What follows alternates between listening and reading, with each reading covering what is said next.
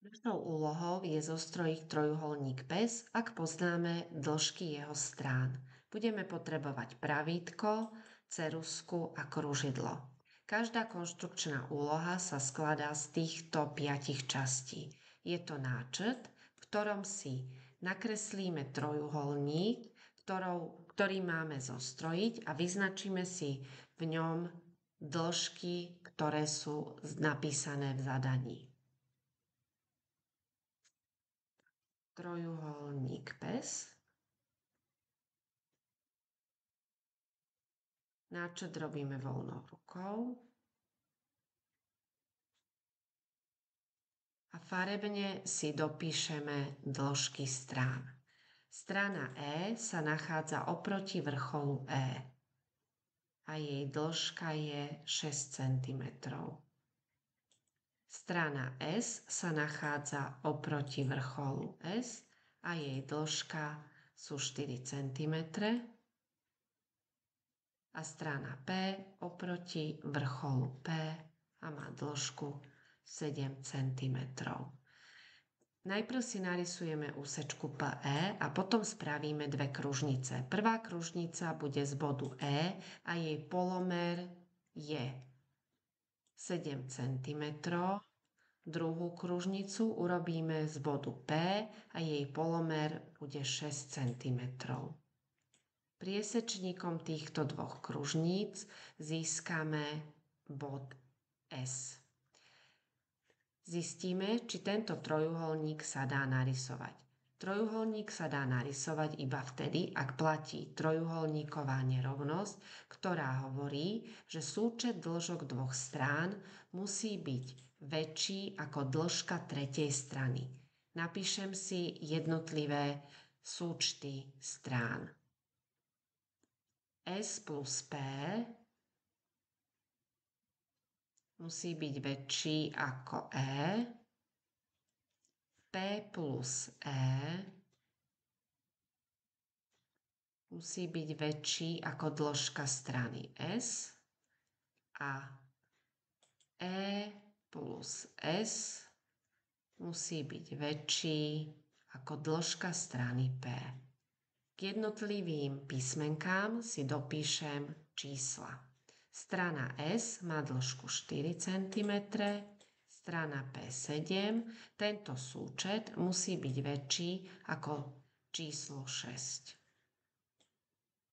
4 plus 7 je 11 a to je viac ako 6. Strana P 7 plus 6 musí byť viac ako 4. 7 plus 6 je 13, čo je viac ako 4.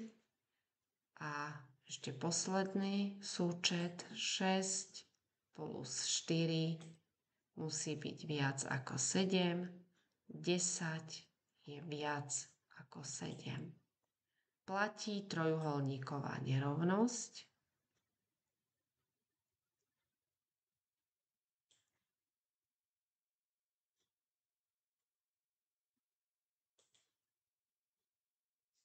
Trojuholník PES sa dá narysovať.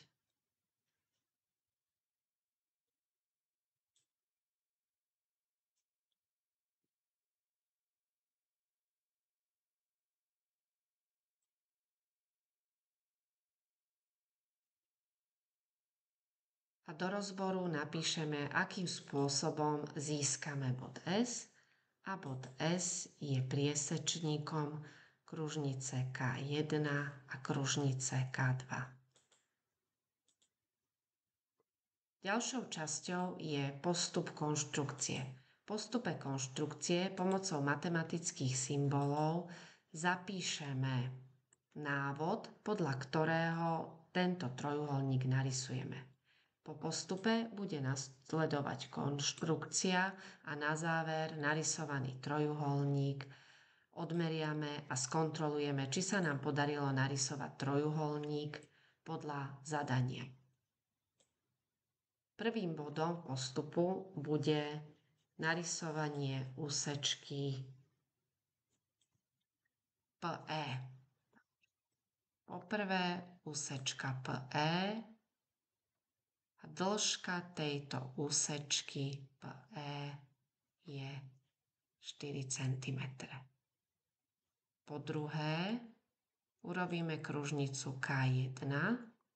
Kružnica K1 má stred v bode E a polomer 7 cm.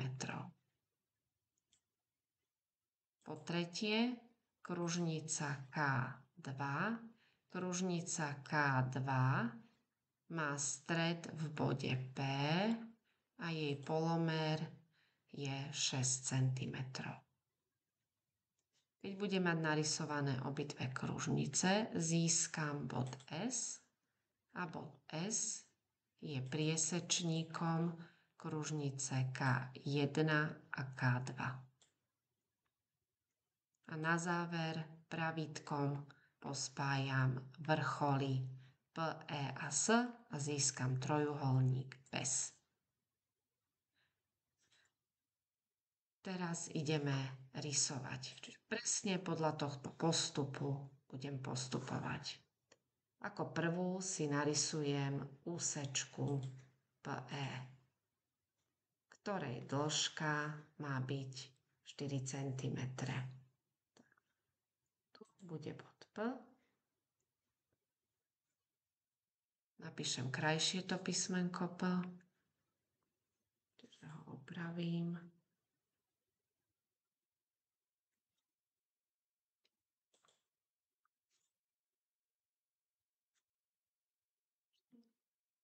No a napíšem bod. Priložím si pravítko a odmeriam si 4 cm. Získavam bod E. Kružidlom odmeriam teraz vzdialenosť 7 cm, čo bude polomerom prvej kružnice. 7 cm a zapichnem do bodu E a spravím kružnicový oblúk.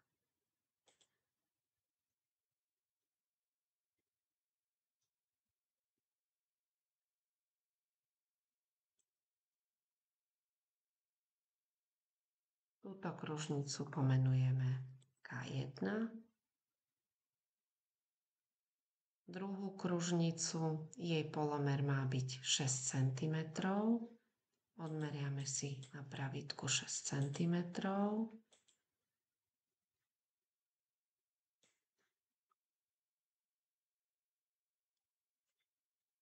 Zapichneme do bodu P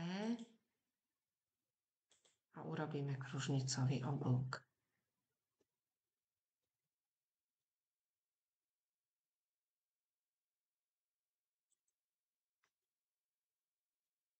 Pomenujeme ju kružnica K2 a priesečník týchto kružníc označíme S. Posledný bod je pospájať body tak, aby nám vznikol trojuholník PES.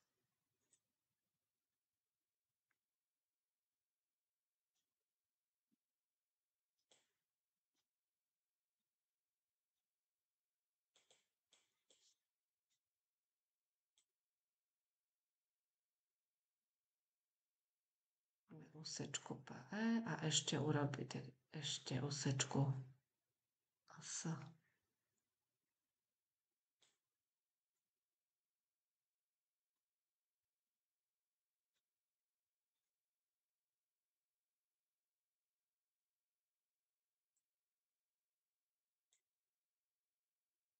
Trošku upravím, aby to bolo presne. Tak a už máme všetky tie 3 úsečky a máme zostrojený trojuholník PES. Teraz by ste mali zobrať ešte ceruzku a pravítko a vyznačiť hrubšou čiarou výsledný trojuholník. Pokúsim sa to urobiť.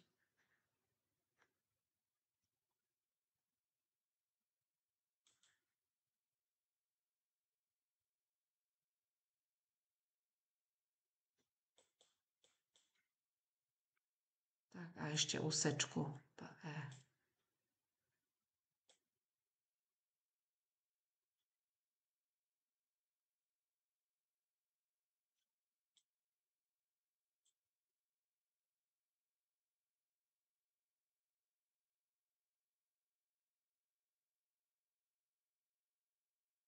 A posledná časť je skúška, kde premeriam dĺžky strán trojuholníka.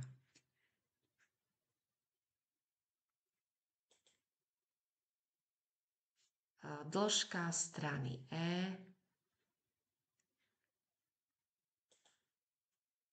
je dĺžka úsečky PS.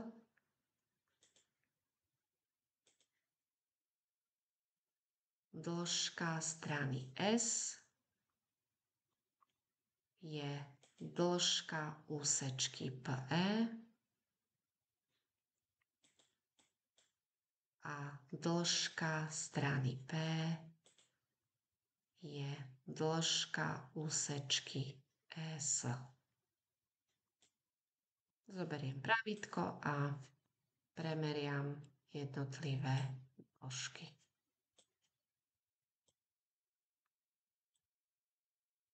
Som mi omylom spravila čiara, tak ju dám preč.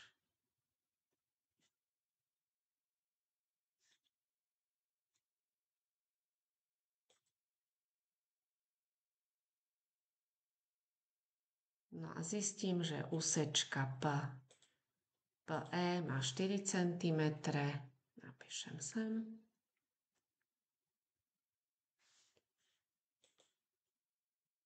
Úsečka S má 7 cm a úsečka PS